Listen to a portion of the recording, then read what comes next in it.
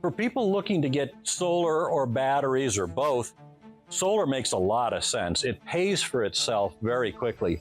Hi, I'm Bill, and I live in Encino. Once I started working with LA Solar, they helped me get through the process of qualifying for the rebate. Then they took over and got the permit from the city. They drew up engineering plans, submitted them, got them approved. They then came out, installed the battery, tested it, got it working completely, got the city back out to finalize the approval. Then they turned the batteries on.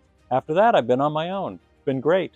So once these batteries were installed and working, Tesla runs a virtual power plant program where they consolidate a bunch of batteries from homeowners around the area, and they sell the electricity to the utility when the utility really needs it. I have time of use billing from Department of Water and Power, and for that they charge the most expensive rates between the hours of 1 and 5, Monday through Friday, and the middle rate 3 hours before and 3 hours after, and the cheapest rate the rest of the time.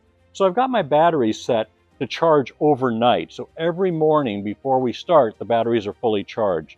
During the day, whatever electricity I'm using in the house, the batteries provide that during the low peak and the high peak times, so that I'm never pulling anything from the utility during the expensive times. I'm only pulling at the cheapest time. So it pulls me down on the rate structure.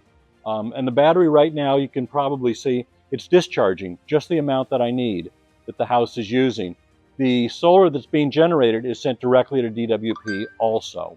So I get credit for that, and it doesn't cost me anything during the day because the battery is providing the cheapest electricity during the daytime when it's more expensive.